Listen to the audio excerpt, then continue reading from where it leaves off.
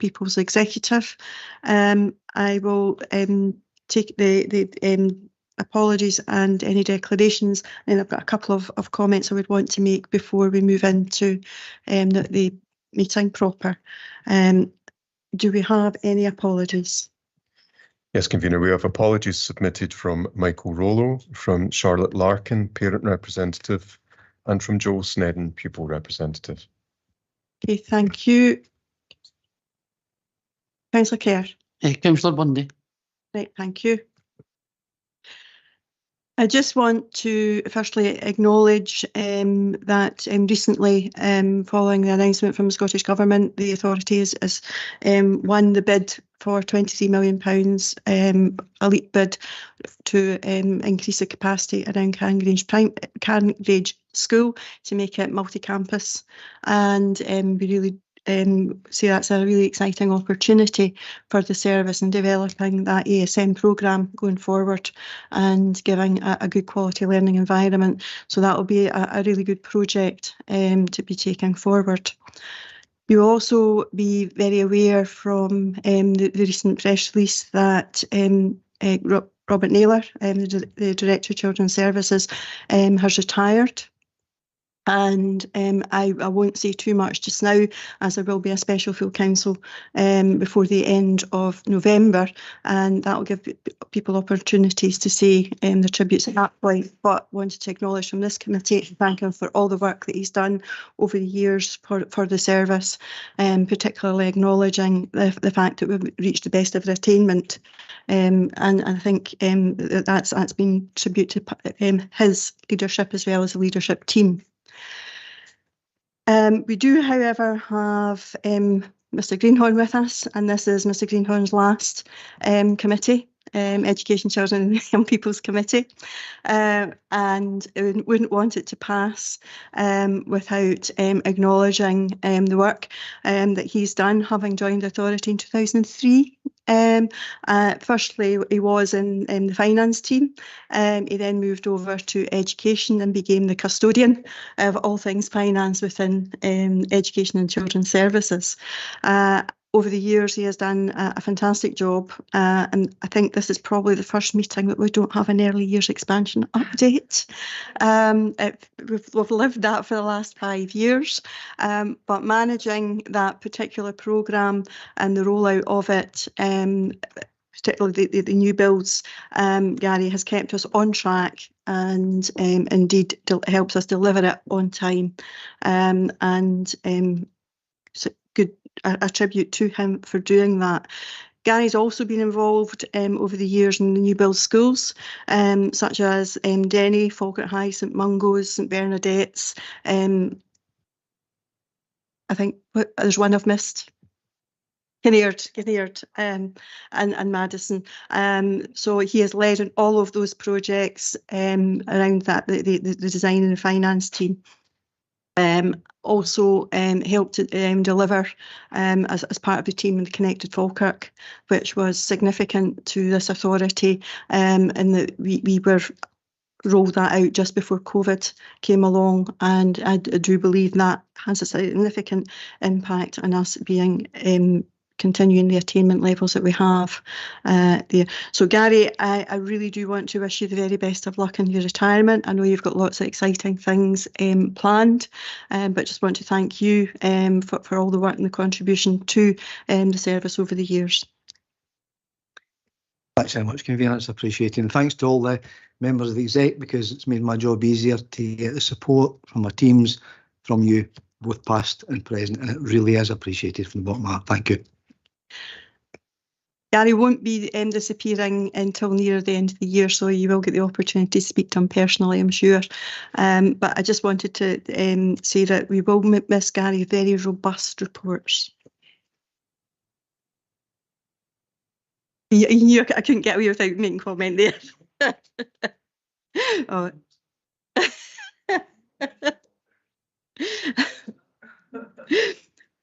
Okay, thank you, folks. We'll now move into, are there any declarations of interest in any items on the agenda this morning? No. If we can go to the minute of the meeting of the 12th of September, can we approve that as a true record? Are there any matters arising that MD would wish any feedback on in relation to the minute? No. Okay, thank you. Item 4 is the rolling action log, and we have that before us. And I'll go to Mr. Moody. Yes, thank you, Convener. And as usual, the rolling action log records those decisions of the committee where it's called for a further report, and it just gives an update on when those reports are due and what the progress is in supplying those reports to the executive.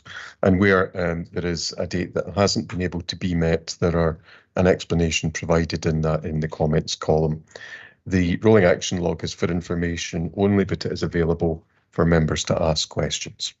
Okay, thank you. Any questions, Councillor Spears? Thank you. Page 12. I've got my glasses on. 620. Consultation on the proposed mothballing of Blackness Primary School. I think we've been through this debate, and I know that the Parent Council and the local elected member, Councillor Anne Ritchie, is greatly concerned that this has come back because the school roll is much higher and there is, pardon me, a lot more kids ready to enrol. So they're very concerned that this has come back and caused a great deal of mental stress, not just for the parents, but for the whole community, because the school is really central to one of our most rural of communities. And they wonder why this has come back when the school roll will be expanded. Okay, I'll go to Mr. Moody on the recording of the minute of the meeting. Yes, thank you, Convener. And I think, as I stated earlier, the purpose of the rolling action log is to record the previous decisions of this executive. And it was a decision of the executive on the 31st of January 2023 that there be an update report brought back to the executive in March 2024. So that's the only reason why it's on the rolling action log. Okay, thank you. Any further questions on the rolling action log? No, thank you. Moving on to item 5, and it is the Education, Children and Young People's Executive Membership, and we are welcoming our care experienced young person this morning. So I'll go to Mr. Moody. Thank you very much, Convener. And this is a formal report to asking the executive to appoint Gemma Ferry as the care experienced young person on the executive. And Gemma, as you'll see, has been nominated by the CHAMPS board. So it's simply the formal decision which is asked of you today. Okay, thank you. I'm very delighted that Gemma's put herself forward, and more than happy to move the report and welcome her to the committee. We'll wait till it's formally seconded, and I know that Gemma wants to say a few words. First off, thank you so much. I'm really happy to be back here since the motion in June, and I'm really happy to have been picked for this post. But I do have a couple of questions from the CHAMPS board that they've asked me to bring today.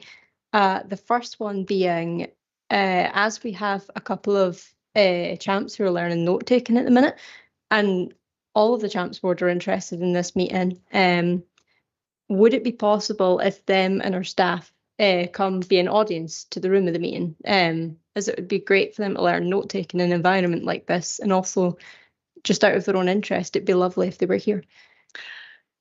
This is a public meeting, Gemma, and anyone is welcome. We do have a public gallery, nobody there today, but you'd be very welcome to come and sit in, and I'm sure some of our committee staff would be able to give a wee bit of support and guidance around the note taking and the understanding of the processes that are going on. Great. Thank you, Convener. And my second question the CHAMPS have asked me to bring today, should I not be able to attend for one reason or another, like I've got community council business that I can't get out of, but the CHAMPS have asked, in a scenario like that where I can't attend any meeting, that someone else come and sit in the seat on my behalf at that point in time? for that meeting. Okay, thank you, Gemma. I'll go to Mr Moody on that one for a response. Yes, thanks, convener. No, that isn't something that would be able to happen under our current arrangements. We don't have a facility for substitute members on our committees. There is, however, a current review of standing orders underway. It's always something we can add on to our consideration. Thank you. It would then, however, be open to any member of the Champs to come and sit in the public gallery and hear what goes on in the meeting, and that would allow them to be able to report back directly. And of course, there is obviously online access as well. Convener. Thank you. Councillor Colley. Yeah, just to formally second and very much welcome you joining the committee. Thank you. Councillor Patterson. Thank you. I just want to say how very fortunate we are to have Miss Ferry as our representative. Gemma's work and advocating for the experience of care experienced individuals has been invaluable. We've seen it locally and also nationally. So I'm just really delighted that she's bringing her expertise to help guide us in our decision-making process at Falkirk Council. So I just want to say how absolutely delighted I am to have her joining the team. Thank you for that. Okay, if we can move on to our next item, and item 6 is a National Allowance for Children in Kinship and Foster Care, and I'll move across to Mrs Lacey. Thank you, convener, and good morning to everybody. This report informs Education, Children and Young People Executive of the new National Allowance for Eligible Kinship and Foster Carers, which was agreed by the COSLA Leaders Group on the 25th of August this year. In order to ensure that our foster and kinship carers benefited from this payment as soon as possible, the service has already made arrangements to apply the new allowance rates and to process the backdated pay.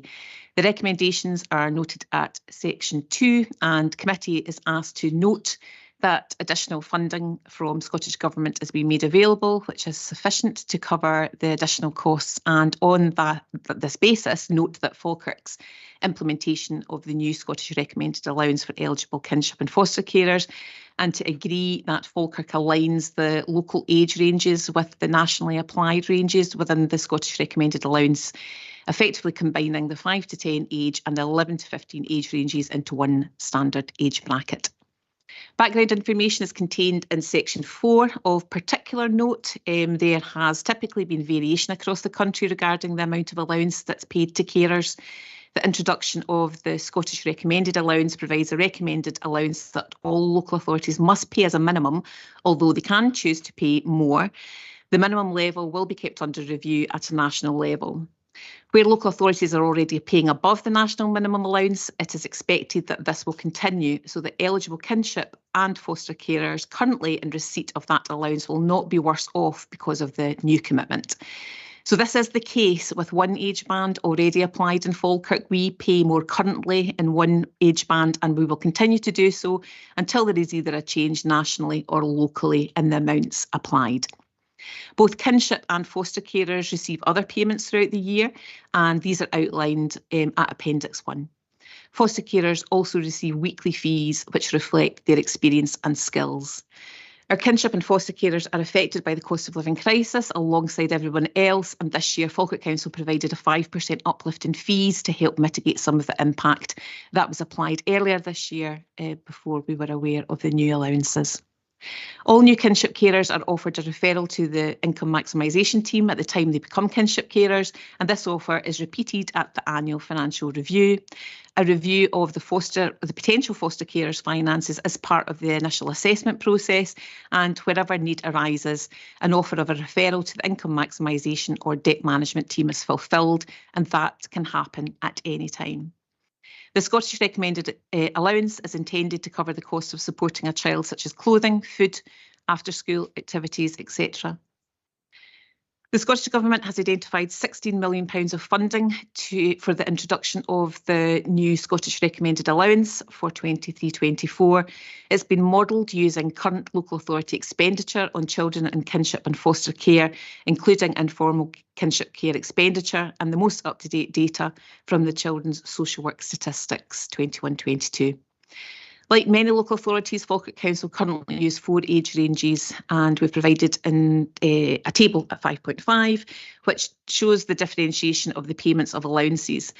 The Scottish Recommended Allowance uses 3, effectively combining the 5 to 10 and 11-15 age ranges into one standard age bracket. So, by way of a recommendation to you today, to ensure transparency of our local allowance framework, we are proposing to align the local age ranges with the nationally applied ranges within the SRA. The £16 million funding is for the full year 23-24, and payments backdated to the 1st of April 2023. And as I've said, we have applied the new allowances and are currently working through the process of the backdating. A decision on the national mechanism for annual review and or uprating of the Scottish Recommended Allowance is yet to be taken by Scottish ministers. Members have been asked to approve the recommendations in this report on the basis that it is anticipated that there are no additional costs to the Council. The funding will be reoccurring, and any surplus will allow us to grow our foster and kinship care numbers without financial detriment to the Council. And by way of a conclusion, Convener, the promise and its plan 21-24 make it clear that providing financial support to kinship and foster carers is a key element to ensuring that caregivers are best equipped to support and nurture the children and young people they are looking after. I refer committee back to the recommendations at section 2. I'm happy to be joined today by Sharon Lang, who's the service manager for the family placement team, and she's joined me to answer any questions that you may have. Thank you. Thank you, Sarah, and welcome. I'll go to Councillor Colley.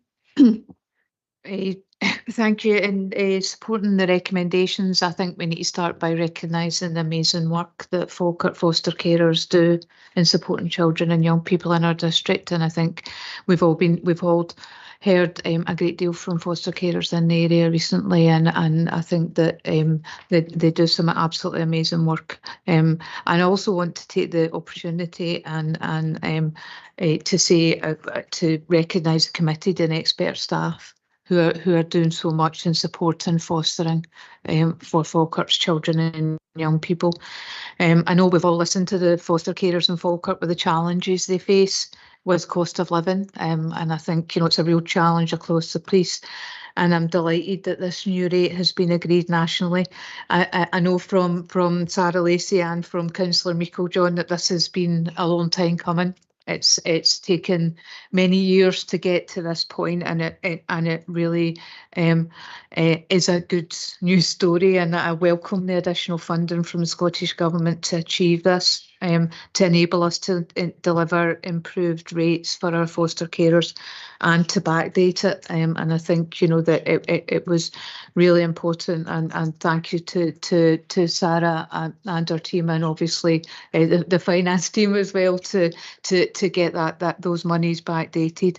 And I think also the points in the report about very much looking to how we can support foster carers' cost of living expenses in relation to income maximisation, and the 5% uplift that the service were able to give. So I think just in conclusion that this is good news and a definite step in the right direction. So thank you very much to everyone involved. Thank you, Councillor Colley. I'm going to formally second the report. While it has been a long time coming, there's been a lot of discussions over the years, particularly around kinship care and the getting to that equality with foster carers, but recognising more importantly the quality of the work that is at rehabilitation, foster carers and kinship carers, and while there's a familial link often there, it is the dedication and the well-being of the young people that are very much to the fore. However, people do have to live, they have bills to pay, and that's recognised. While it won't address all of the issues that have been raised by the foster carers, I think it goes some way to help, particularly with the cost of living rises, and indeed the developing that relationship with the local authority, particularly to provide the support that they need, and the training and access to that training going forward. So I think we've moved into a different sphere with that particular area of kinship and foster care, and look forward to seeing it develop as we go forward. So I'm more than happy to second, and we'll open it up for any questions or comments. Councillor Patterson. Thank you, Convener. I want to echo what Councillor Colley has just said. We absolutely welcome this funding. It is invaluable, and obviously offer our thanks to all the kinship carers and foster carers that we already have. They're literally changing the lives of our young people by offering a place of safety and security. Yeah, the role is very challenging, but it's incredibly fulfilling, and certainly nobody takes on that responsibility because of the money, but knowing that Falkirk Council is going to be behind our carers every step of the way, offering adequate funding to make it more accessible to many, as well as offering training and support. I just hope that after this announcement, it'll encourage and empower people to recognise that maybe they are able to open up their homes, and I would love to see the next time we come to a meeting that more Falkirk residents have considered opening their hearts and their homes to our children who need it. Thank you, Councillor Patterson. Councillor Nimmo. Thanks, Convener. I share the previous comments that have just been made. It's already been stated that nationally there's a pot of £16 million available to fund this at the moment. Can Sarah maybe just confirm what Falkirk's actual share is of this pot? How much money are we actually getting? Sarah. Thank you, Convener. I will access that information and provide it to Councillor Nimmo after this meeting. Okay, thank you. Thanks, Sarah. The next point, obviously this money is not going to be ring fenced, so there's no protection being built into the funding for this. It's getting paid and it's going to be factored into our annual budget settlement. Now, I'm just wondering, in years to come, is this going to be inflation proofed, and is it going to take account of cost of living costs? Because I'll be looking for this to be increased in future years to cover that. Sarah, do you want to take that? Yes, thank you. Happy to. So the intentions of Scottish Government to consider the future remuneration for the kinship carers and foster carers with regard to allowances is currently subject to consideration. So we'll keep a close eye on developments in that particular area. There is going to be, and we've stated in the report, a surplus in terms of the funding that we've received from Scottish Government and that we're currently utilising in terms of the backdated payments to foster carers and kinship carers. Fundamentally, we require to be able to grow into that particular funding space with our determination around the ongoing recruitment strategy for foster carers, as outlined earlier by Councillor Patterson. So the funding that we receive from Scottish Government isn't going to increase if we increase our population of foster carers or kinship carers, which we're very determined to do and have very clear approaches set out in closer to home strategy to meet.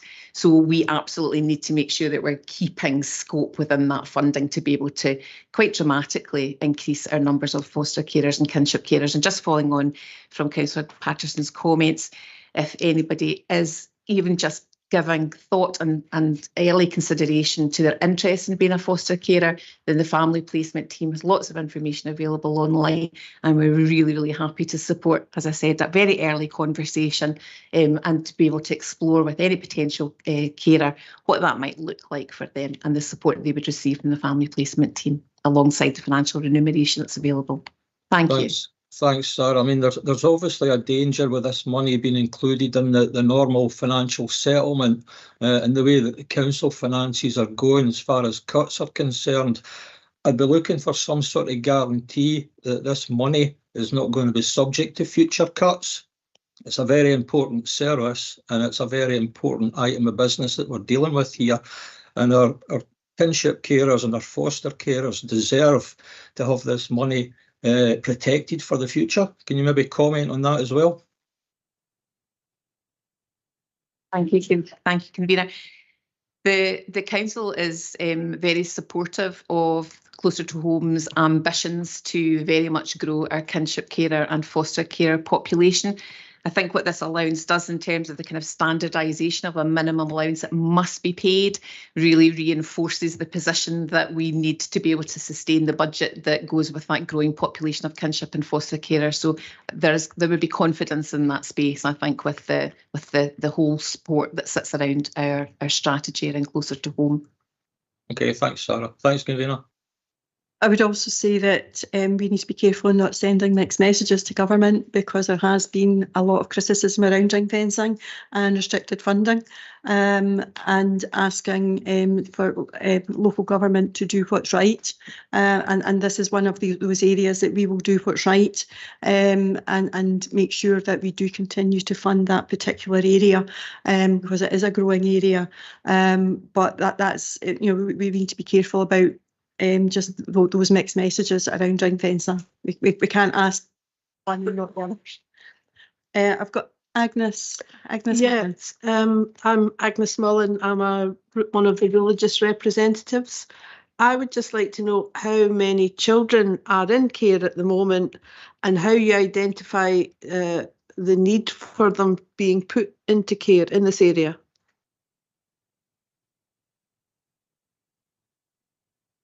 If I could take that question, if that's okay. So at the moment we have around 72 children in foster care, some placed with our internal foster carers and some external, but majority of them are now with our internal carers. They come to our care when all efforts have been made to try and sustain them at home and support their families to do so.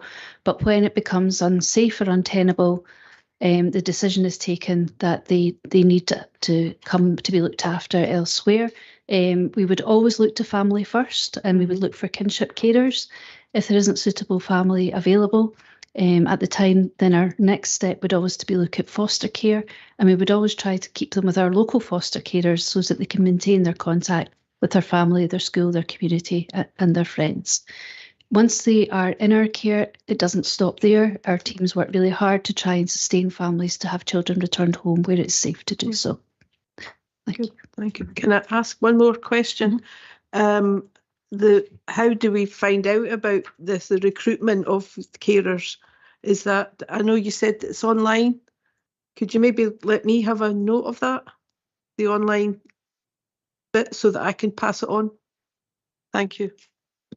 Just also, I don't know whether Sarah wants to maybe say that there has been a promotional recruitment for foster carers ongoing for quite some time, and we have managed to be relatively successful through that.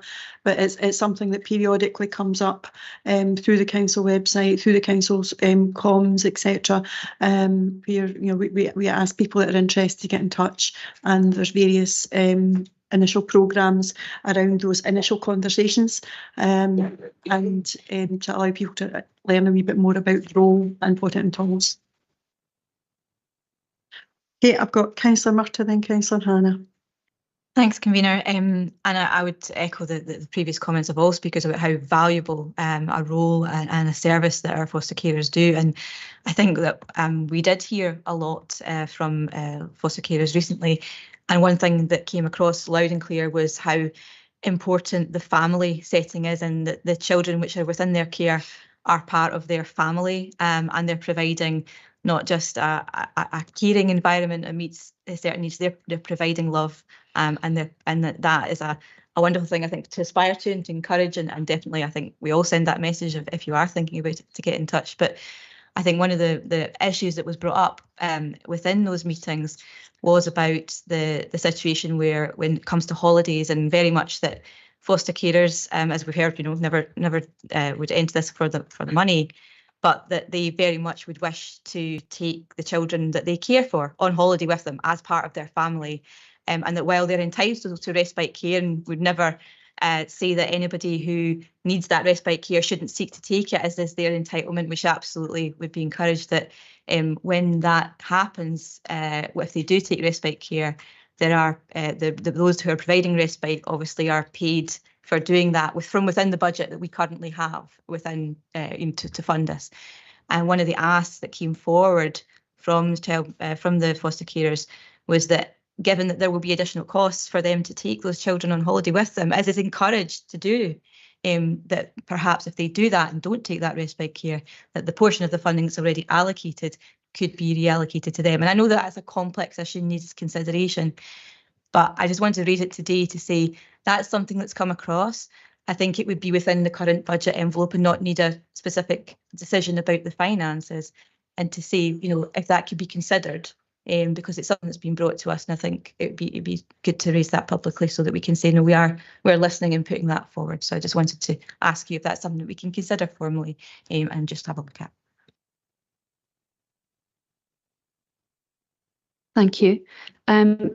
The allowance follows the child. That's our principle. So if the child does go to stay with a short break carer, then the short break carer gets the child allowance.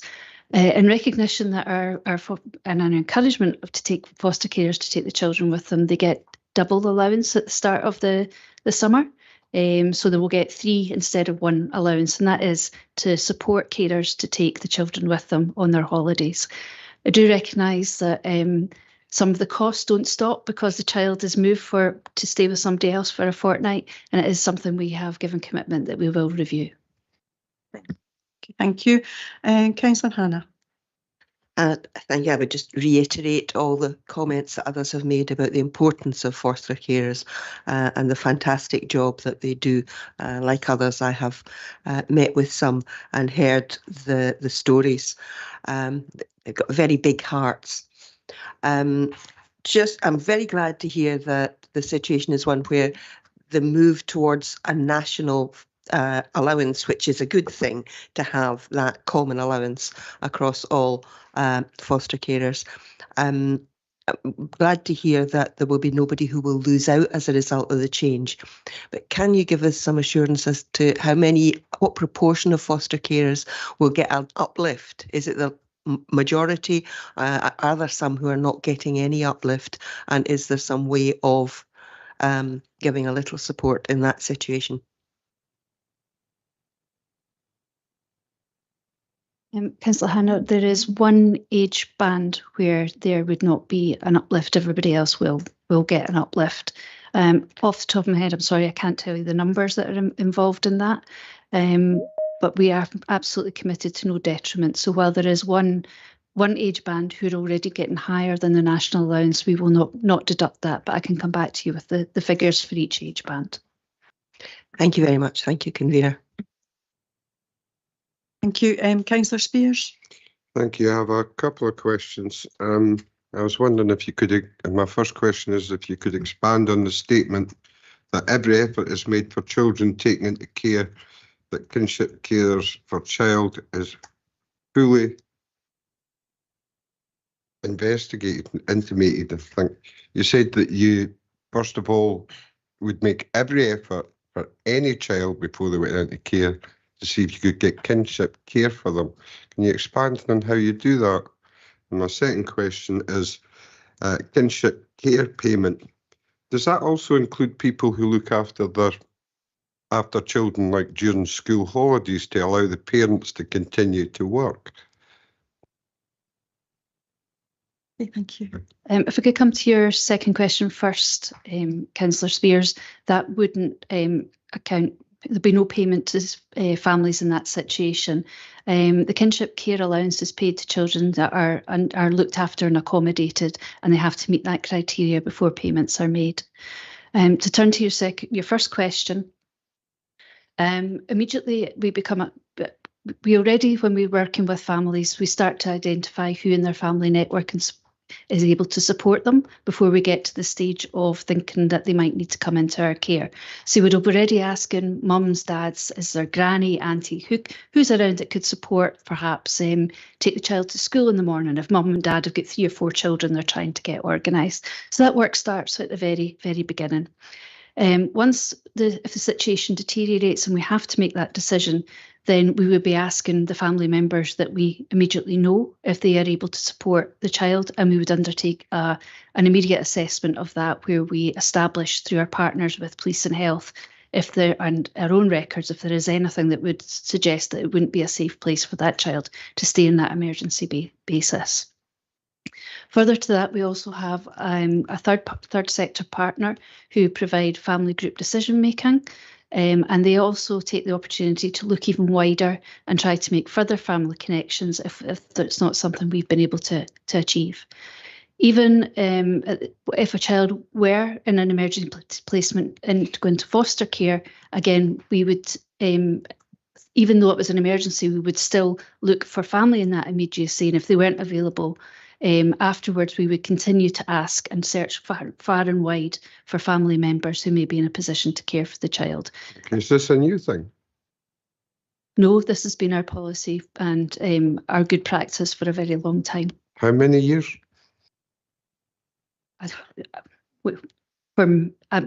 I've been qualified social worker for 18 years, and that's always been our social work's perspective. Okay, my response to my second question about family that look after maybe their daughter or son's a single parent, and during the summer they've obviously got to work, and it's a great deal of expense for them to put them into paid care.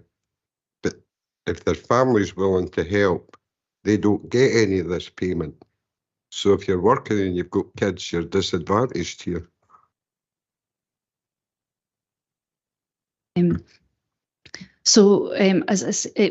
It requires, as I said, the child to meet the eligibility of being a looked after and accommodated child. There is an assessment of foster carers by our team in order to meet a certain eligibility to receive funding. So there may be family that do step in, and they may do a shared care arrangement with grantee looking after them sometime for the auntie perhaps to work. Then that's something we would look at about how the funding and how kinship care allowance would be offered at that point. Yeah, I'm just thinking maybe 2 old couples sitting talking, and one's getting paid for looking after these grandkids, and the other one who does it on an ad hoc basis to help out with, sorry, I'm to help out with work I think the arrangements. officers actually answered the question. And I accept think the answer you've from the had the officer. answer. I'm going to move on, Councillor Kerr. Thanks, convener. I had a briefing with Sharon and Sarah yesterday because I missed the briefing when the rest of the elected members had it, and very encouraging, the extra money coming, and I'm sure during the future months and years the communication between the service and the foster carers and the kinship carers will be very important for keep the ones we've got and encourage new ones to come along. I just think that the money that they're given has already been stated. There's nobody in this position for the money. They're there because they care about the children, and at the heart of it, the children and young people are the most important thing in this process. I've got a situation, but I'll bring it up offline with Sarah and Sharon, one of my constituents who have took on the kinship for their grandchild for many, many years and get no support. because didn't go through social services at first. So she gets no support at all, and she's had the grandchild for years. But I'll take that offline and speak to service. Thanks, convener. Thank you, Councillor Cairn. That's the appropriate way to deal with that particular situation. Okay, there are no further lights on, so are we happy to agree the report? Agreed. Okay, thank you.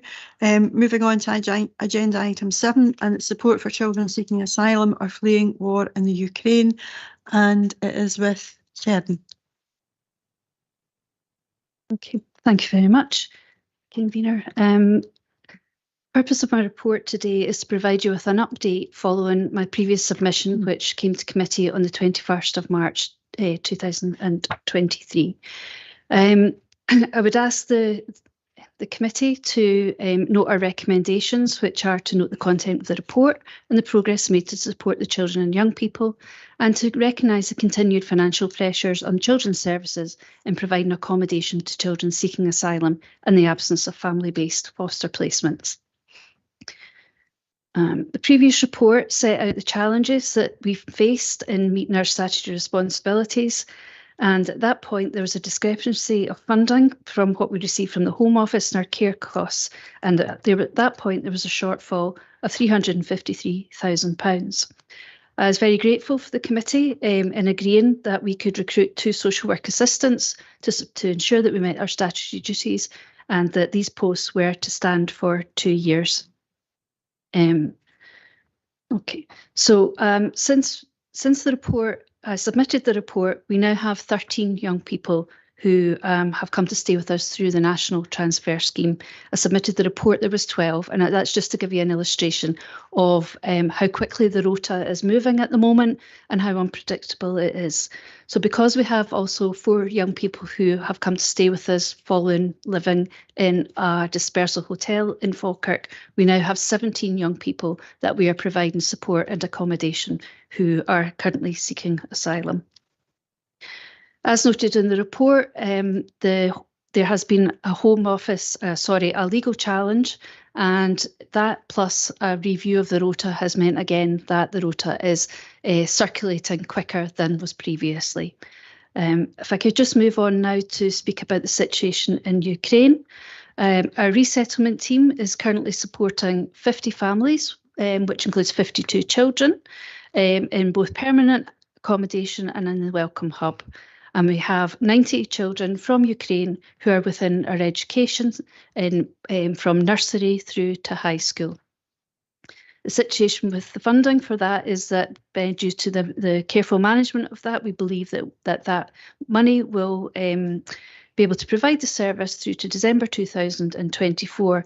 But currently we have no further indication of whether that money will come for the further grant from the government. I'm delighted to tell you that we have 2 social work assistants who have been recruited, who have now been allocated to the 17 young people and have been out and begun to meet with them, building their relationships and supporting them to integrate into their local community.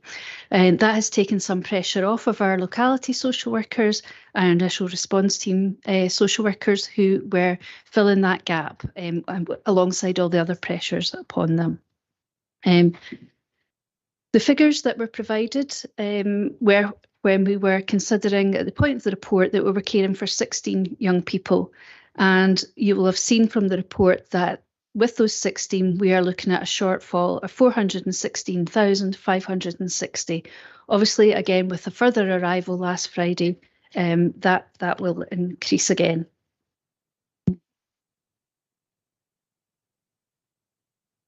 So I'd ask the committee if they could, sorry, I've just lost it, if they could note the report and note the progress in the work that we've done. And again, with my thanks for agreeing that we could recruit this 2 social work assistants. Thank you. Thank you, Sharon. I'll go to Councillor Colley. I'll be quite brief. Thank you very much, Sharon, for the update report. It's a significant challenge that the Home Office continues to underfund this critical work. by not recognising the costs of residential placements nor of continuing care. But I would like to recognise the work of our staff and the various organisations in Falkirk and our communities in welcoming and supporting refugees and asylum seekers, particularly children and young people. As we see in Ukraine, Yemen, Afghanistan and more, and most recently Gaza, conflict, famine and natural disaster leave children and young people too often as its victims, forced to flee from their homes and countries. Whilst we can draw the Home Office attention to its underfunding, and I think we should continue to do that as vociferously as we possibly can, we should never ever stop being a place of safety and a chance to thrive for children and young people in this area.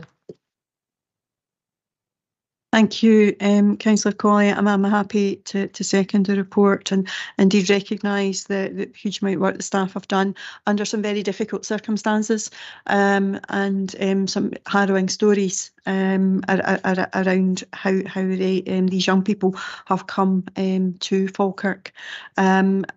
And as has been said, the underfunding of the Home Office is abhorrent to the care of these young people.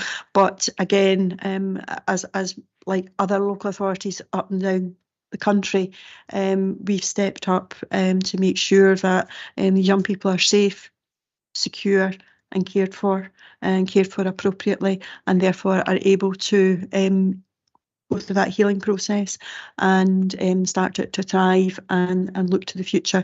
And I think that's really important.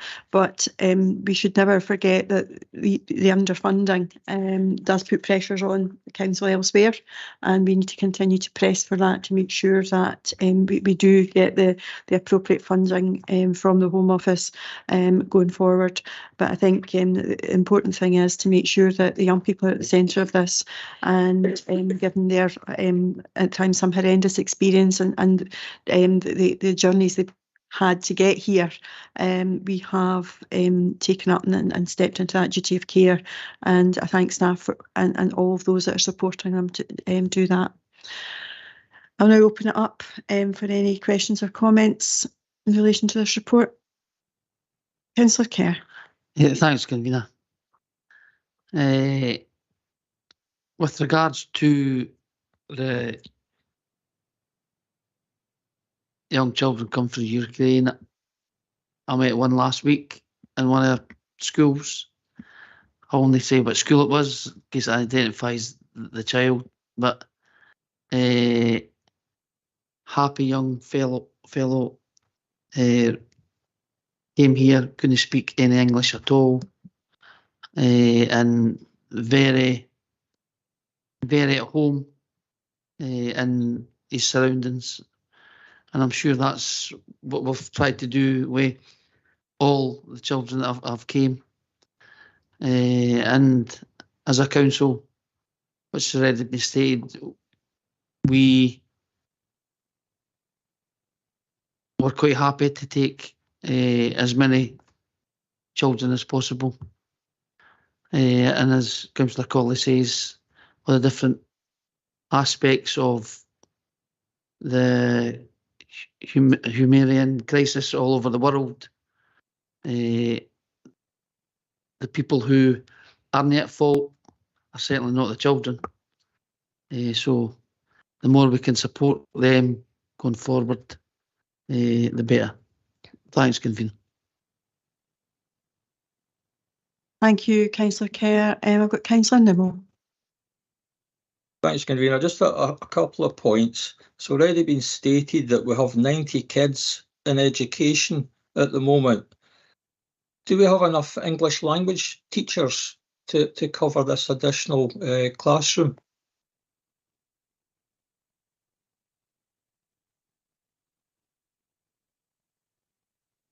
Thanks, Convener. Thanks, Councillor Nimmo. We recognise we were going to have to support our young people coming into the system, so we've increased the number of staff we have in our English as a second language outreach team. So we at the moment are managing to meet that need, but we're keeping it under close eye in case we need to increase it again. Okay, thanks for that. Now, with the continuing Home Office underfunding, that's obviously a big issue going forward. We could see an increase in the number of kids that we're having to look after in this respect. The underfunding, it's already been stated that Falkirk Council has enough resources to do us up to, I think it was December 24. What is Falkirk Council actually having to contribute at the moment financially? Do we have a figure? I think Mr. Greenhorn may have some information on that.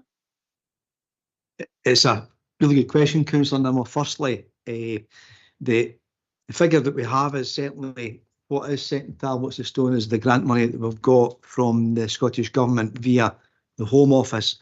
It's outlined in the report, roughly 413,000. So at the moment, we have now recruited the staff. There was an initial delay in the recruitment getting it done. As Sharon outlined earlier on, there is extra staff being taken in to both children and families. As Rona said earlier on, we've recruited to the English second language team. And on top of that, we've got 1 or 2 staff that are supporting the CLD functions as well.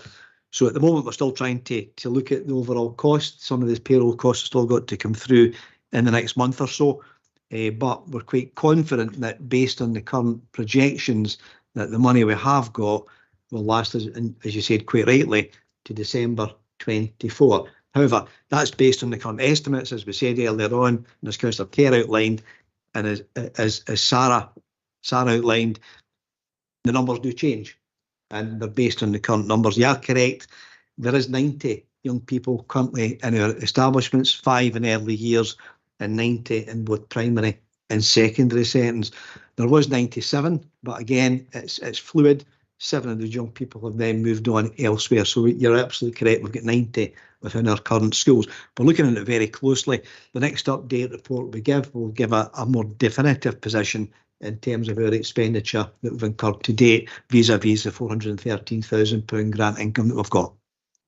Right, thanks for that, Gary. So irrespective of the underfunding from the Home Office, we're currently working within the money that we've been allocated. Is that what you're saying? Absolutely, Councillor Nimmo. In terms of the Ukrainian Resettlement Scheme, the Education Support Grant, we're working within that grant just now, and we've not overspent in any way that grant just now. Okay, thanks, Gary. Thanks, Convener. Okay, thank you. Councillor Hannah. Thank you, Convener. We're all saddened by the fact that this is a necessity. The dreadful problems that are happening elsewhere, and the fact that young people and children have to flee from war-torn areas is a matter of great concern to us all. And I want to give thanks to all the staff and the schools and the school staff and the communities who have welcomed children and young people into their homes and into their hearts. Because it is essential. Sadly, it is essential that happens. I think we do have to continue to pressurise to ensure that we get adequate funding for this, but I'm very glad to hear that it is still being contained within the existing budget. I think that's important, but that should not stop us from pressurising to ensure that additional funding's there. Sadly, it does not appear likely that there's going to be any huge improvement in the situation in the near future. So I think we need to keep a close eye on this one and look at what we are doing to support children and young people throughout this difficult time. Thank you, Councillor Hannah. There are no other lights on to speak, so are we happy to agree the report? Okay, thank you. We're going to this is an actual break here between the two sections. We're going to take a short recess of 10 minutes.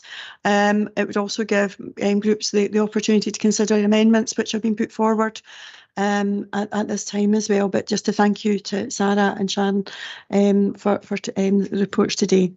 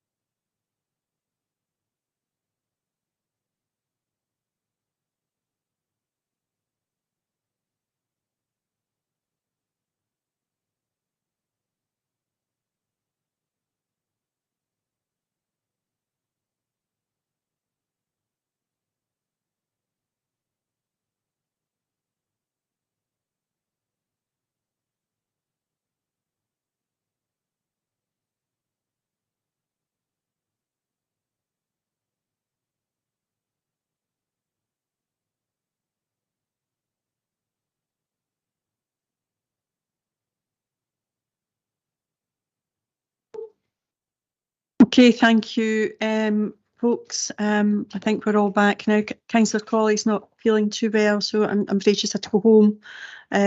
So I'm sure we'll get an update later on how she's feeling. We move on to our education functions, and item 8 is the Standards and Quality Report 2022 to 2023 in a National Improvement Framework, and I'll go to Mrs. Jay. Thank you. Thank you, Convener, and thanks again for the opportunity to bring this annual report to you and the committee. And I'd like to thank my team in advance for the work that they've put into contributing to and collating the contents of the Standards and Quality Report for session 2022-23. And I hope that you found the report interesting and informative.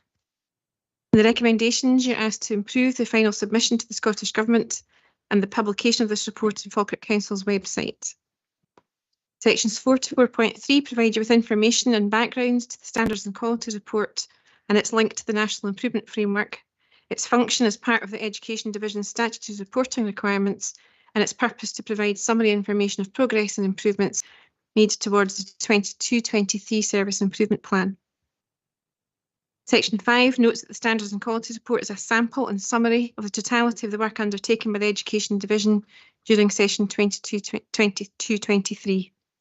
Information is provided about the continuous self-evaluation and the range of sources from which data and intelligence are drawn, and how this leads to identifying priority improvement areas for the next Service Improvement Plan. For session 23-24, and indeed we think until at least 2026, we'll have a priority focus on curriculum, inclusion and equality, learning, teaching and assessment. Section 6 notes that the consultation has taken place with educational establishments and central teams, and this is an ongoing process. Section 8 concludes that the report is an overview of the totality of the work undertaken. We couldn't possibly report on every single thing that we do. As we've said before, that would fell a rainforest and have you reading for many, many hours. So we choose to sample things that have had the most impact. Of particular note within this report is the focus on attendance, pages 69 to 71. Thanks to members who joined the Lunch and Learn session on the 30th of October to hear about this work in detail and the interest shown in your questions and comments. This will continue to be a focus for us over the next few years. Mental health and wellbeing, highlighted in pages 91 and 92 for children, young people and their families, will also remain an area for focused attention and support. The Lunch and Learn session on the 11th of December is dedicated to mental health and wellbeing and provide you with a detailed insight into community mental health and wellbeing services and the impact of these supports and initiatives across our service. Pages 93 to 95 note the work on equalities, pupil voice and learning for sustainability. I'd like to offer a briefing session to members to provide further insight into the extensive work being undertaken to help children and young people see the synergy and connection across all of these areas with the United Nations Convention of the Rights of the Child. And finally, leadership and workforce development, featured in pages 108 to 109. As a service, there's been a deliberate and sustained investment in building leadership, skill and capacity and collaboration since 2017. We've recently participated in the Association of Directors of Education, known as ADES, collaborative review. This involved a panel of 11 Directors of Education and Chief Officers from other local authorities, Education Scotland senior managers and HMI inspectors. They focused on how successful we have been in developing an empowered system and met with 18 focus groups over 2 days, and that involved 54 of our heads of establishment from early learning and childcare, primary, secondary and ASN sectors. Again, I would like to offer a briefing session to share this very positive report with you and the work that we plan to do to further strengthen our empowerment across the system. Thank you, Convener, and happy to take any questions. Thank you, Rona. I'll go to Councillor Sinclair. Thank you, Convener, and I'm pleased to be able to move the recommendations within this report. This is the first of 2 comprehensive reports today that give a picture of the work throughout our educational establishments across Falkirk Council area. Our Standards and Quality Report gives a detailed look at the ongoing work over the past year, the achievements of our learners and staff, and reflects on where we can look to improve. And it is right to consider the backdrop where the full impact of the pandemic is still unknown and further pressures on services both financially and operationally continue to present real challenges. While there is a significant amount of detail in the report, as Mrs Jay's already alluded to, it is only a snapshot of what goes on right across Falkirk, which to all intents and purposes is incredibly positive as far as I've seen. We have an education service within Falkirk Council that is striving to do the best it can for children and young people throughout the area, and I'm especially delighted to see that schools and establishments, through the leadership within them, continue to look for opportunities to collaborate with the whole community and the wider council organisation. It's also really positive to see that our education services are being recognised by the likes of ADES and Education Scotland.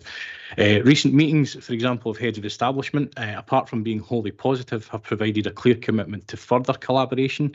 One of the highlights at a previous meeting was a presentation by the poverty team on resources and information available, to help alleviate these challenges and point parents and families in the right direction of support wherever that may be required. Of course, without the continued passion, leadership and dedication of our establishment leaders and staff and central team, we wouldn't be able to make the same level of progress that's detailed within the Standards and Quality Report. I'd like to thank them for everything they do daily to ensure that education in Falkirk provides a service that are the strong foundations and building blocks for the future of children and young people across the Falkirk Council area. Thank you, Convener. Thank you, Councillor Sinclair. Councillor Garner. Thank you, Convener. I'd like to thank Ian and Rona for covering every point there. I'm happy to second the report. Thank you. Councillor Murtagh, I think you've got some questions, and then you can maybe move your amendment. Thanks, Convener. Yeah, and I also would pay absolutely tribute to the amount of work that goes on across the establishment, and I acknowledge that not every detail can be put into a report, even with Gary's talents to be able to describe them, which are probably similar to my own. But I think it's important that placing the human rights and the needs of every child and young person at the centre of education is the first key priority in the National Improvement Framework. So that's what my questions are about. So I'd like to ask Rona about this and how, within the report on page 90, under meeting the needs of children and young people, all children and young people, it's assessed that GIRFEC practices across children's services are rated at green, and also on page 85. Similarly, under leadership and workforce development, that continuing to support establishments to embed UNCRC is also rated at green. So on the matter of decision making within schools, and that being across the whole estate, can Rona give us a flavour of how that can be demonstrated that those ratings are at green that we're being asked to agree? Thank you. Rona. Thank you, Convener. In terms of GIRFEC, I think one of the reasons we make that green is because of that partnership approach that we have. We have our links with our Children's Services social work colleagues. We have our partnership post specifically that looks at GIRFEC commissioning across the service. In terms of our own priorities, getting it right for every child has been part of our core work for many years now, as you will know. And again, within our service, we are dedicating support to that. In terms of equality specifically that you've asked, we have seconded an officer just to look at how we develop our UNCRC work across the piece. That officer is in charge at the moment of developing the whole suite of training that goes across for staff and for our young people. We also have our Children and Young People's Group, which at the moment has 223 members, I think, and growing. And that's our forum to take all things children's rights and give a voice there. And our young people have also been involved in the videos and resources that are being rolled out to all schools from their point of view and what that means.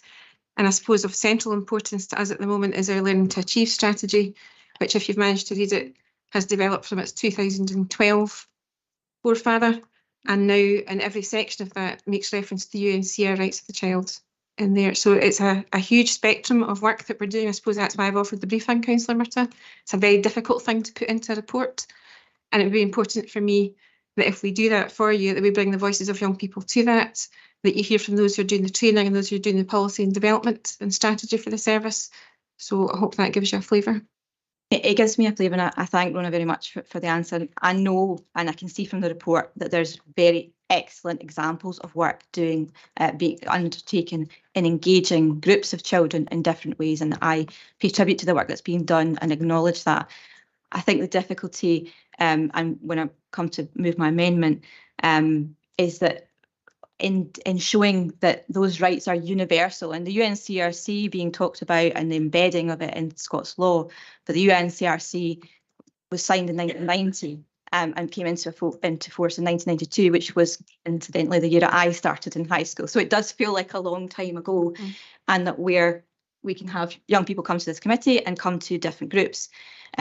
Those rights are universal regardless of whether you know you've got them or not, or you feel empowered to speak up about them. So I'm asking you about when new rules in schools are created, for example, and new processes, and we assess whether it's the school day or something, anything at all, that children's rights assessment, how can you show me and demonstrate to me, because this is being asked to sign off this report. This is the standards and quality report that we are saying that's rated at green. But how can I be confident when I can give you quite a few examples where I do have concerns? So how can you reflect that? So in every school, and we have young people here who can maybe add a bit more to what I'm going to say to you, but we do have in every school at a minimum pupil councils and groups. So when schools are setting their rules and their charters and whatever it is that they're trying to do to run their schools well and make the experience the best it can be, they involve their young people. And maybe Jessie could tell you how she's involved in such decisions in her own school, if you want to ask her. We certainly make that an expectation, that consultation with our young people is really important when they're developing anything to do with how the school runs. I mean, what I would say, and I'm very much happy and would like to hear from the young people. I obviously hear quite a lot from young people myself on a whole bunch of areas. But what I would say is that I find as an adult sitting in this committee, it's quite hard to bring these things up. And I was saying this before, and you know, I promised to be an unfeirty into Children's Parliament about children's rights.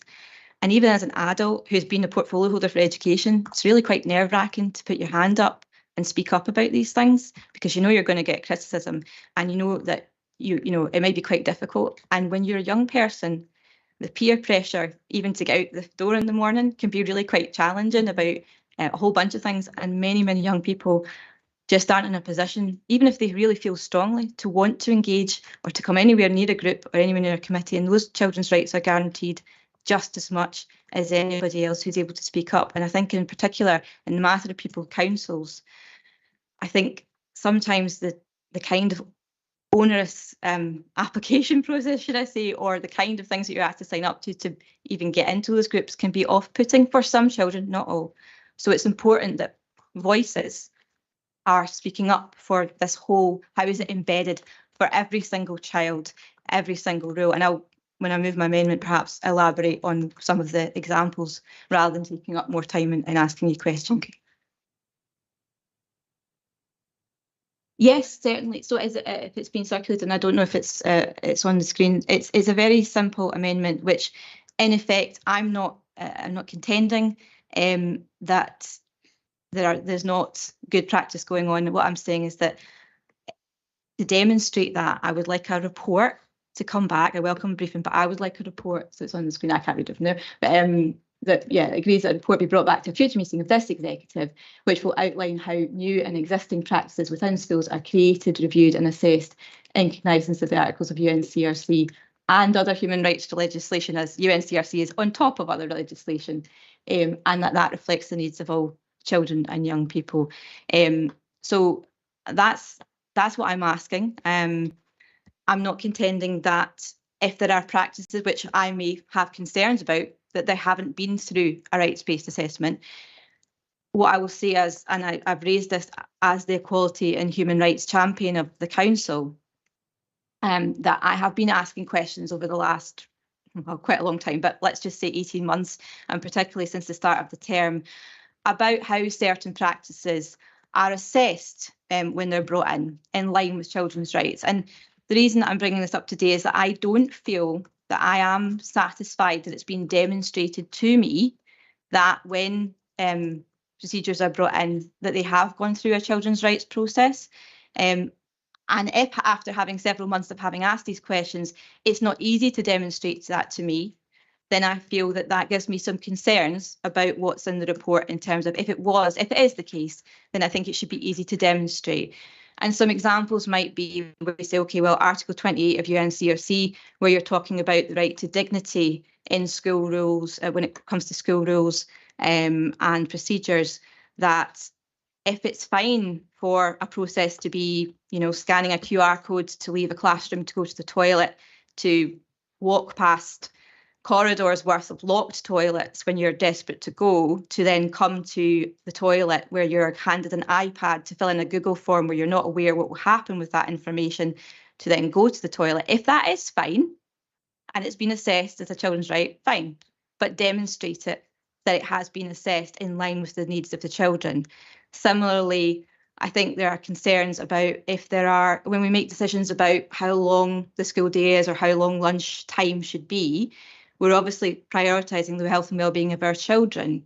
But if they're having to make decisions about whether they can go to the toilet or whether they can eat during their lunchtime, then that's not meeting the needs of the children. Now, there may be lots of other considerations which the schools have to put in place, and I'm not saying that there aren't, but I do think that those things, when there are rules and procedures which are changed or brought in or need reviewed, I do think that embedding UNCRC and the rights of children needs to be demonstrated to the children, to the parents, and that in other articles of UNCRC, whether it's Article 12 or Article 13, where we're talking about empowering and making children aware of their rights, and they're about their right to even on their individual basis, privately go and have and express their concerns, that they should feel that that is a positive encouragement and not that they are causing a fuss or insisting on something. And sometimes I have my concerns that that's not always the message being given. And like I say, I find it quite difficult to bring these things up today because of some of the discussions I've had around these matters. And I could give you lots of examples, and I know that I've sent a document to you and to others with many examples, and I'm not going to list them here, but I think those are some crucial points where you can see quite obviously there are particular need. And if it's not demonstrated, I would like it to be demonstrated, and I think a report would help with that, a briefing would help with that. But I do have concerns that the rights of all children in the UNCR and as laid out in UNCRC and other legislation are not routinely assessed in the way that perhaps would be ideal and as is laid out in this report. And that if the answer to me saying, have you done a children's rights assessment is, I don't know what they are, then that's a concern. And I under those circumstances, wouldn't want to sign off this report, but I realise that that is not really an option. Then the future report wouldn't have to go. So I'm not trying to be contrarian and say, let's not approve this report. I'm trying to find a constructive way forward that says, I have concerns about this.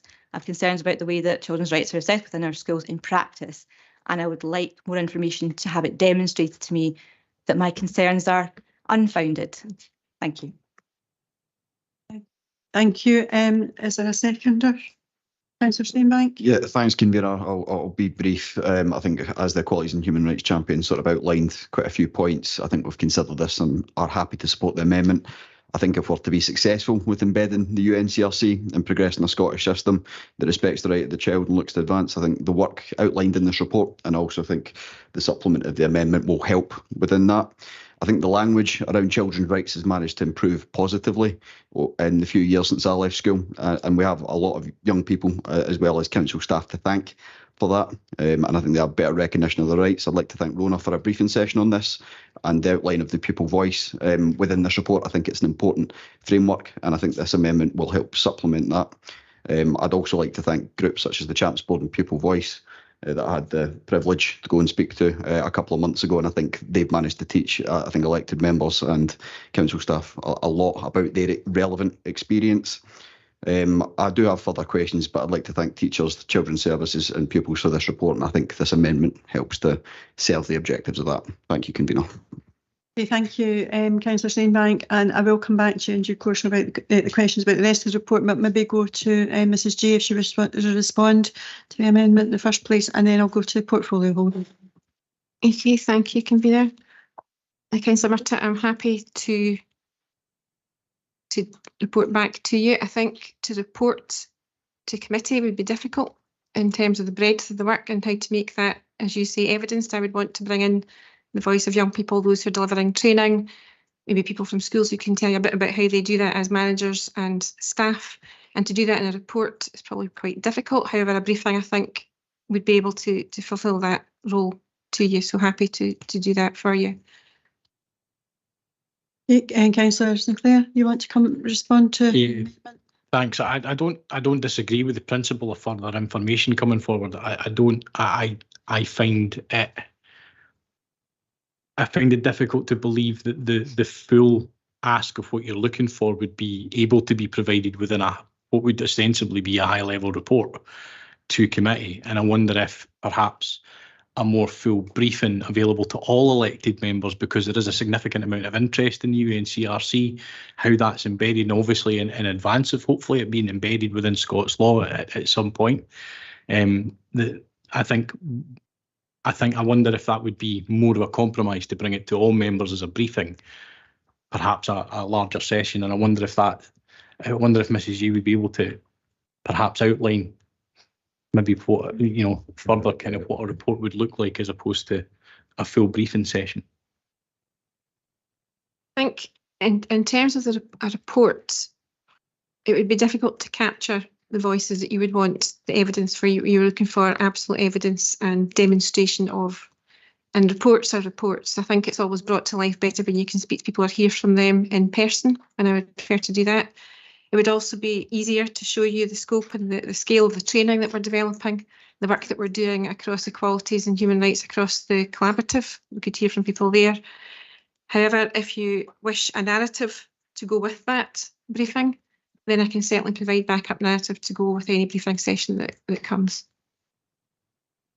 Thank you, Mrs. Jay. I think the difficulty is that there would be a lot of interest in that particular briefing and the subject area, and I do believe by all members, and indeed potentially others, our co-opted members as well, would be certainly of interest.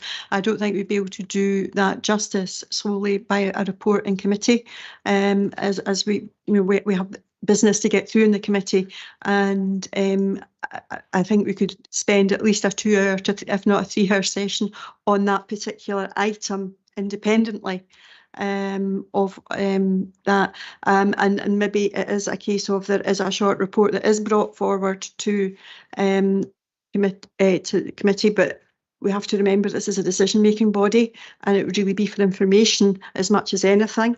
But that a briefing can take place out with that, which can be far more interactive and indeed enable a bit of debate around aspects of that, which wouldn't necessarily be possible to be done within a slot within the committee papers. So I've got a lot of sympathy with what's been said, but I do think we wouldn't be able to do it justice, recognising that these agendas have other items on them, and the time that might take and the interest from others. So that may well be a pragmatic way forward, that there's a short report does come, but there is that briefing, recognising this is a decision-making body, and we really shouldn't be having reports for information. It should be decisions on that. But it's for the committee to give further consideration to. Councillor Spears. Much pleasure in seconding the amendment. It's already been seconded, Councillor Spears. No, he says he supported it. He didn't say seconded it. He did say seconded it. Won't all fight over me. Well, I'm sure you'll have noticed I've had my light on for some considerable time, and if you're going to continually leave me to near the end, then Councillor Spears, but I believe. Councillor Spears, I'm going to take issue with that, because you usually have your light on first, and I usually do take you first, and I don't leave you to the end. On this occasion, I can guarantee that Councillor Steinbach had his light on before you. Human rights and democracy are the base, surely, of our education system.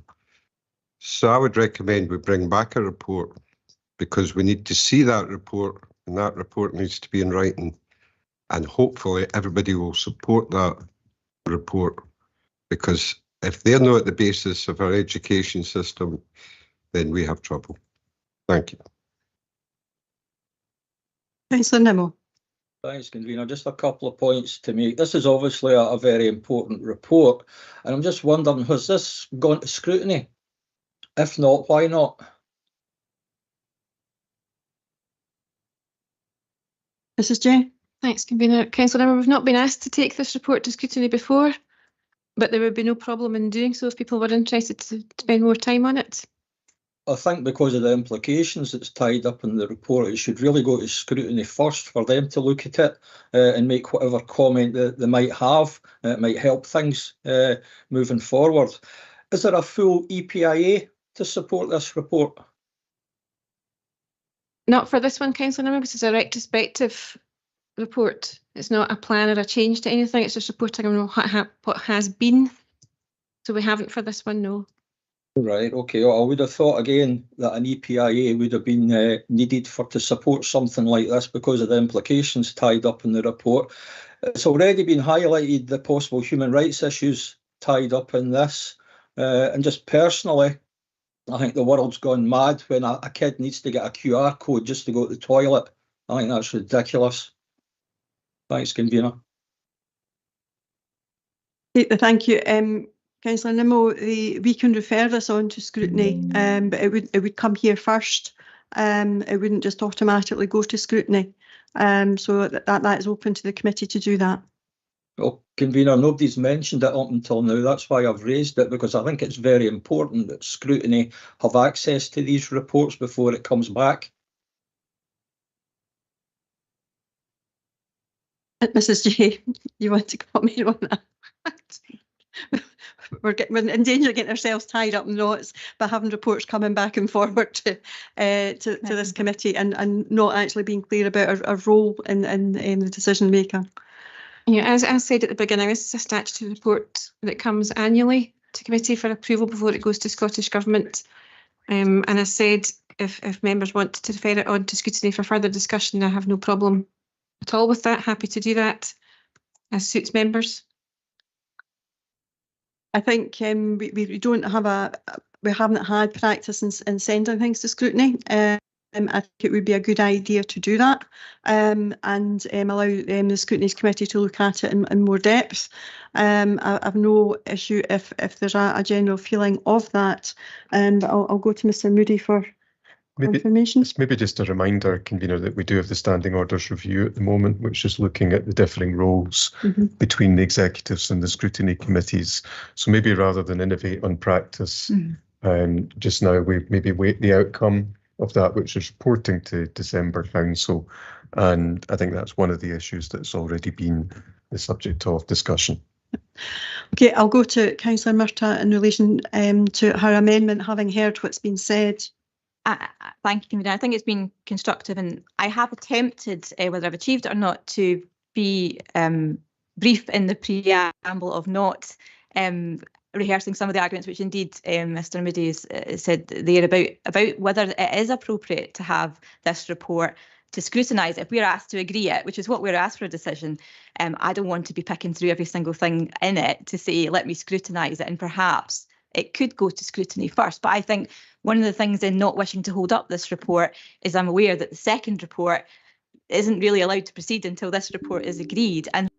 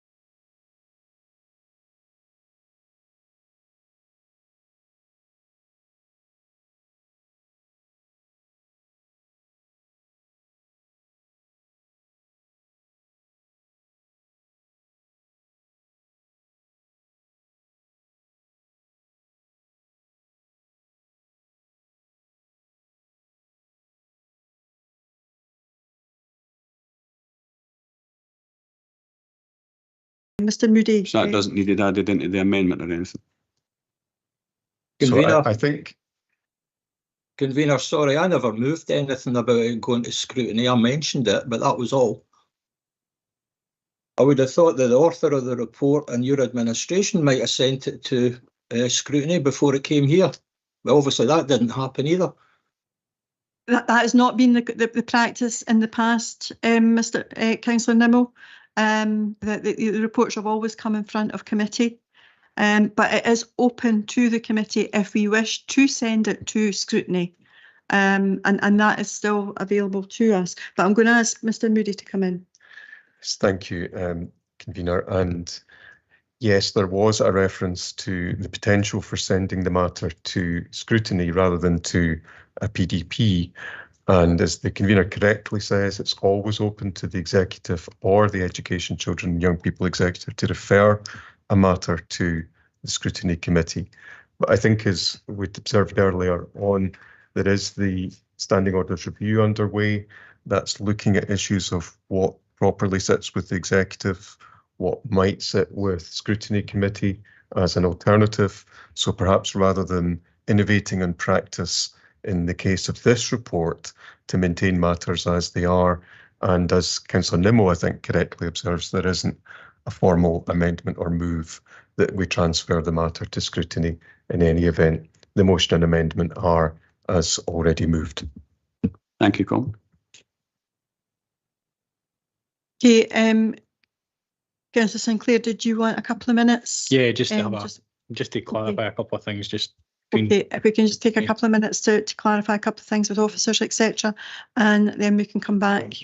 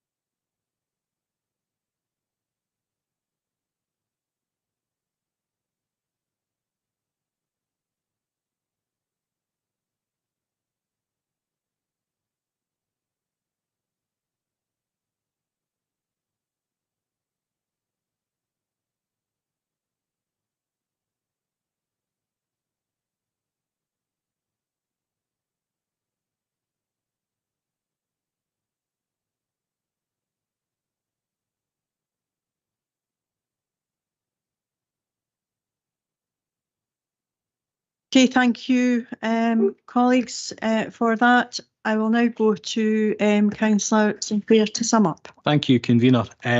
Obviously, what we've heard throughout is that this is a positive report in the main. The details a snapshot of the work that's going on across our establishments and has been going on across our establishments with children and young people and their rights at the heart of everything that we do, as has come out through the debate. I'm accepting of the amendment.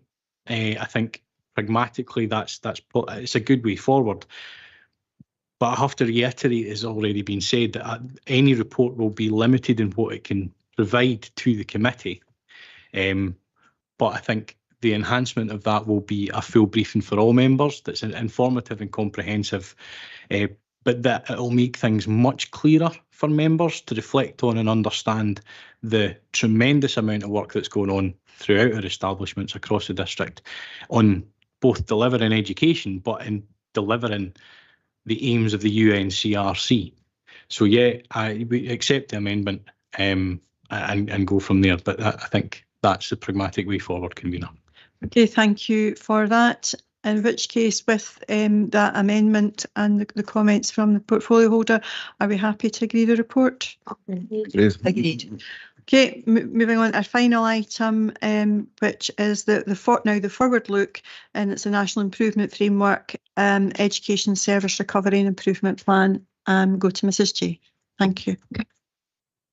Thanks, convener, and again, thanks for the chance to bring this report to you and to my team and the officers for all of the work that they did in developing this plan, and to the heads of establishment and schools who also had a contribution to it. And again, I'm asking you to approve the plan for final submission to the Scottish Government and Education Scotland. Sections 3 to 4.5 provide you with background and operational information about the statutory requirement to report, taking cognizance of the National Improvement Framework, and to remind you that this is updated annually and published in December each year for the year ahead. Sections 4.4 to 4.6 provided contextual information about the national influences, expectations and recommendations. Of note are the significant number of consultations and reviews associated with the education reform that are currently underway, and the increased level of scrutiny and expectation of accelerated progress coming from the Scottish Government. Appendix 2 of the report provides the high-level strategic plan and the service improvement plan. In the foreword, it notes the Refresh Learning to Achieve strategy. This is our overarching strategy to set what we expect the learning experience to be for our children and young people, and how we expect our staff to deliver and to be as collective in placing the child or young person at the centre as they can be. The Refresh document makes direct links to the United Nations Convention of the Rights of the Child. The Culture and Practice section of the report plan attempts to summarise the complex context within which we're all operating, and to demonstrate our continued commitment to working with and for our service, as well as to support and challenge that they are expected to take responsibility for. Progress and Improvement section provides a summary of progress and performance, noting the categories of still work to do, good progress and very good progress for each of the education teams. Planning and policy context provides background information to those national influences and recommendations and frameworks within which we operate, noting the challenges of mitigating against the impact of the pandemic and that these still remain.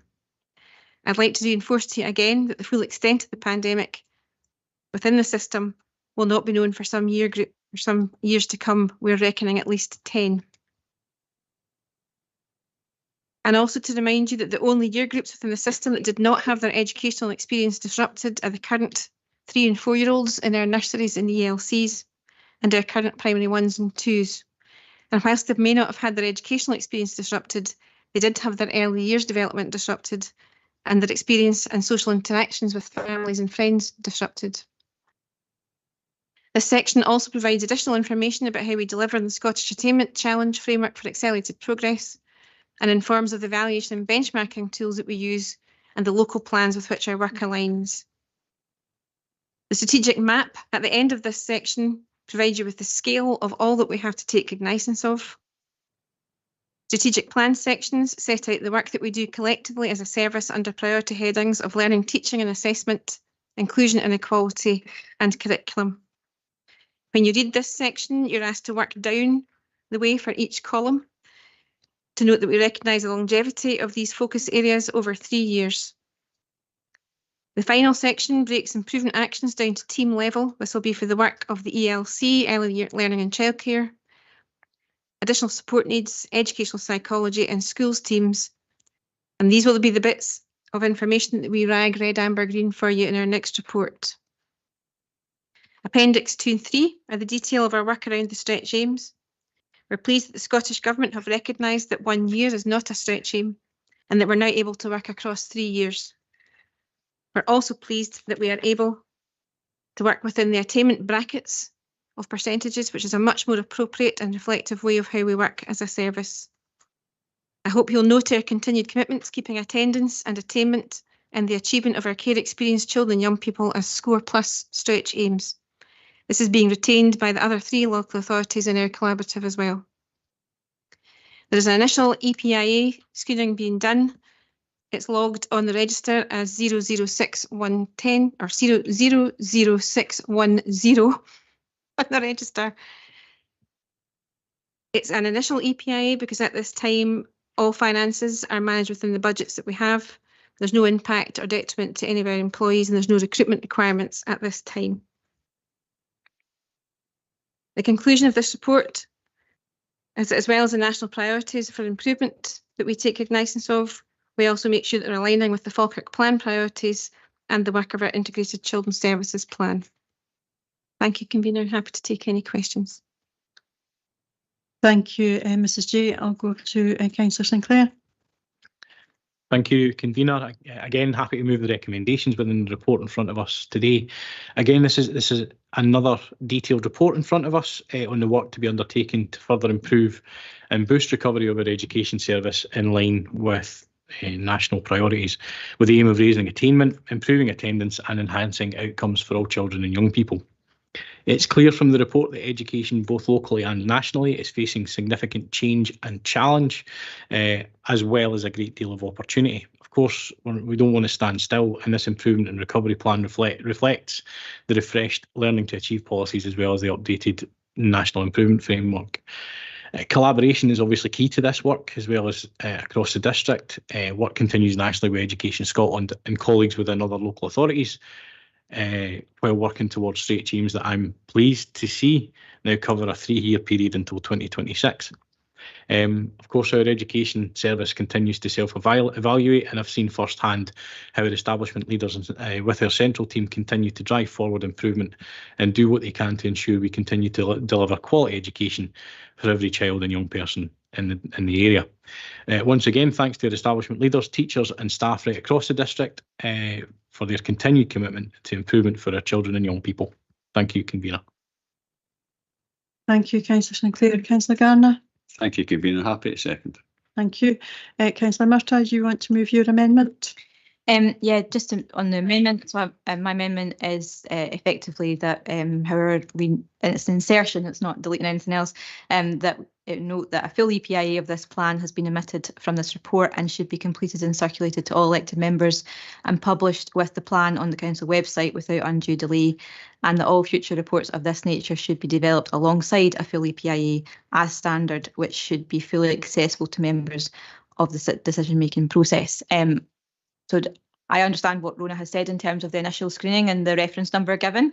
That I think that in some ways I feel this amendment shouldn't be necessary, because I think what was already moved and agreed unanimously by all members back in November 20 or December 2022 was that every report would have a linked EPIA that would be accessible to members at the decision-making process, and that was already a decision of elected members, which I think has gone through development and reiteration. I think it's particularly important, and I know in a previous thing, it was in a full council meeting, I paid tribute to, for example, the housing report, or maybe it was in the executive about the local housing strategy, and that I know that much of this report will have been developed with the sort of principles in mind of what would be in an EPIA. But in that report, I could clearly see how one was coming into the other. And I think that that's the thing, that the EPIA and the framework helps to inform the development of the plan. And that's the point of it, not to be done afterwards as the kind of, and I'm not going to use the tick box after. It's developed and those questions are asked as we develop a plan. And this is a plan, obviously, as was stated previously with the report that's just come, which is very much focusing on equalities, inclusion, and, you know, I think that it would be appropriate for a full EPIA to be done in that circumstance. And I appreciate that there's much work that has been done in that vein, but I think we need to see it. And I think that we need to have it available to us at the time of decision so that we can scrutinise and be aware of it. So I might have some other things to say on the other things in the report, but that's my amendment, just to make sure that we have that availability and that going forward, we have that for this report and that it's published without undue delay once it's done. Thank you. Okay, before I take a second, do you want to respond to that, Mrs. J? My mic's already on. That's absolutely fine, Councillor Murtaugh. As I said, there's a lot of work being done in the EPI screening already, so it's not a problem at all to complete that and make sure you all have it. Not a problem. Okay, do you have a formal seconder? Happy to second that, convener. Okay, thank you. Councillor Sinclair? Yeah, I mean, I think the report outlines the reasons why the full EPIA is not required. I trust officers' determination that that's the case, and any additional ask, I believe, would take focus of officers away from the work of actually delivering any recovery and improvement plan, reiterating the challenges facing the service as eloquently described by Mrs. J just a moment ago, especially if we know and are of the belief that the result of a full EPIA will tell us what is already stated in the report.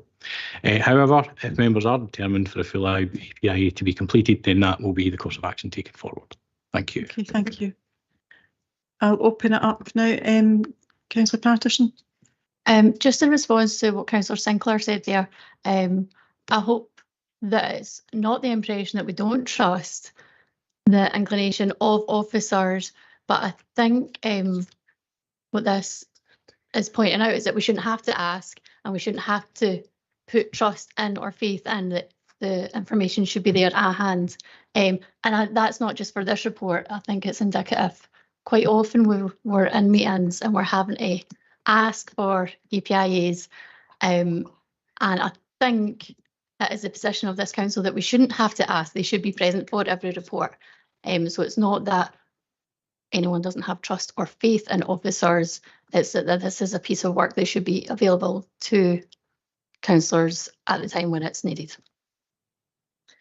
Could I just go to Councillor Sinclair and clarify, are you moving the paper or are you accepting the amendment? I mean, it's clear that again, more information is required. So in the interest of having that available, then that's fair enough. I'll accept the amendment where that's concerned. And if that's... Okay. Can I just confirm that wouldn't hold up the progress of the plan being developed? Okay. Councillor Garner as a second, are you happy to accept that? Yeah, I'm okay with it. Okay. Okay. Any further questions in relation to the paper itself? Councillor Nimmo. Convener, just a quick question. I believe this year we're short of music and maths teachers. I'm just wondering if there's any other subjects that we're actually short in teachers, and are we able to offer enough classes in these subjects to cover the demand? Mrs. J. Thanks, Amina. Thanks, Councillor Nimmo. When we spoke about this last week together, it's about waiting to see when choices are made and probationary allocations are given, where any gaps are in subjects. So certainly maths and music were focus areas for last session into this. We'll know more about that, I would expect, after Christmas time, once people start to make their subject choices and timetables are set. And then when we know our probationer numbers, that's where we can finally identify if we haven't managed to fill any recruitment gaps with probationer posts moving forward. So we don't usually know really where the gaps are in terms of the number of people we have to recruit until possibly March, April time. Okay, thanks. But at the moment, nobody's saying anything at the moment from secondary schools that's highlighting any particular subject at this time. Okay, thank you. Thanks, convener. Okay, Councillor Steinberg. Yeah, just two questions on specific examples. I'm going to go to the example of Woodland ELC and the support that they've given to other ELCs in their outdoor learning. I think I've been to visit Woodlands ELC. I think it's a fantastic place. It's also very well positioned for outdoor learning next to the best park in Scotland. So what scope have other ELCs had to sort of learn from Woodlands as referred to in the paper? And how is that improvement work progressing over the short term? So people are welcome to visit like you did yourself, and they've hosted a series of sessions for other practitioners to go and learn. They're also developing a whole suite of walkthrough kind of digital resources that can be shared out in case people can't go there themselves. And also, as Kinnaird Waters did for their STEM award at our Heads of Establishment meeting on Friday, we also take learning sessions like that where people come along and showcase what they're doing for other people to learn from. So it's a real mixture of going face to face to see it in practice, some training materials and sharing materials, and also coming to speak about it at bigger events. Fantastic. I think that's a good example of how we can share that sort of expertise. My next question is on the Digital Learning Consortia and referred to. I believe courses can be accessed at home based around pupils' preference. Is that true? We can, where it's all right for children to be at home in senior phase on their own. If they're comfortable with that, then yes, they can. But we also like to make sure that children have the opportunity to study or access these things in their own school. We provide space for them to do that in their own school as well. And we're also now connected. Connected learning means that public libraries are now connected to the Connected Learning Network. So if young people wanted to go and use a public library, they could also use that too. It's definitely important that they have that choice of space. What forum or opportunity do they have to give feedback on how they're finding digital consortia and what their preference would be going forward? That's a good question. So we're currently doing a big review of remote learning at the moment. We're benchmarking with our local authorities to see how well people engage with that of the senior phase age group. We're looking to see how successful it is, if there is or is not tutoring and support for study support built into that, so it can't be entirely remote learning. We do want to make sure in Falkirk that young people have the chance to touch base with a member of staff if they're learning online.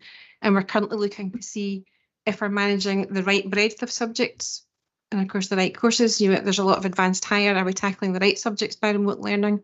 And we'll then be looking at a further bit of work to see, is it the most efficient model that we have?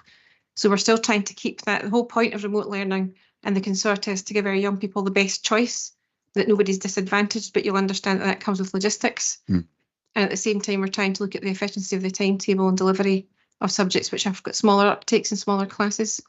So it's a combination of all of these things. I absolutely appreciate that that's been recognised in terms of the choice and has been actively pursued as the primary objective. Thanks very much, Rona. Thanks, Convener. Okay, thank you.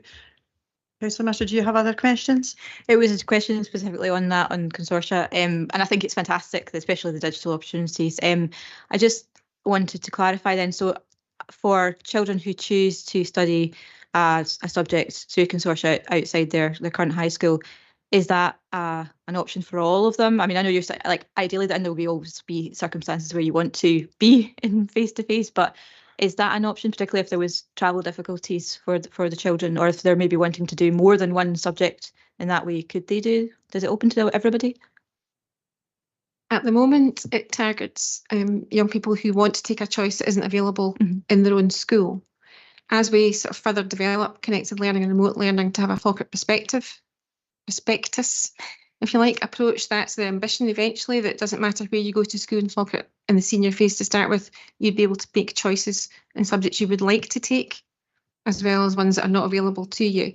You're right to mention the transport. Obviously, there's costs involved with transport, and that's one of the things that we've been tasked to think more efficiently about.